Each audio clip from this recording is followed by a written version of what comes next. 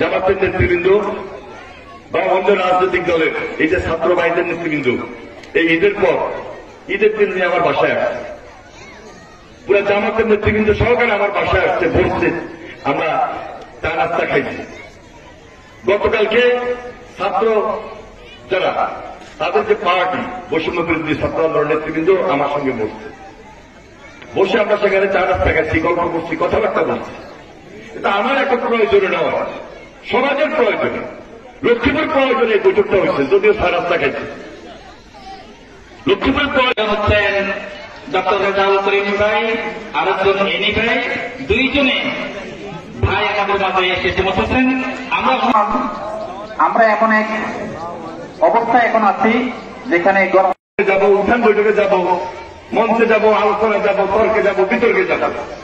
তর্ক বিতর্কে কিন্তু মারামারি না, এটা একটা প্রতিযোগিতা।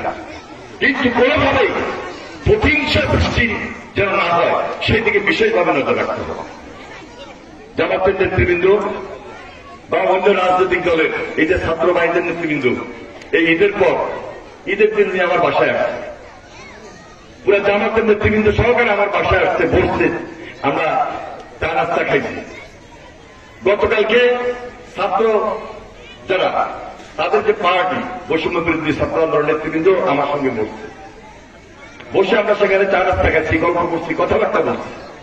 এটা আমার একটা প্রয়োজনে নেওয়া, সমাজের প্রয়োজনে, লক্ষ্মীপুর প্রয়োজনে এই বৈঠকটা হয়েছে, যদিও চা নাস্তা খাইছি।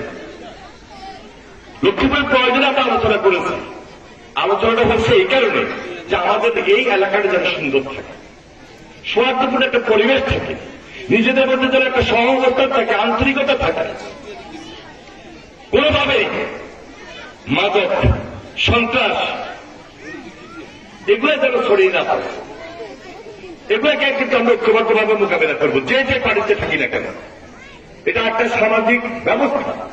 দূরদর্শিতা থেকে আমি এই জন্য সবসময় আমাদের সকল রাজনৈতিক দলকে একত্রে বসা, একত্রে আলোচনা করা, এটার উপর বেশি নজর দিই।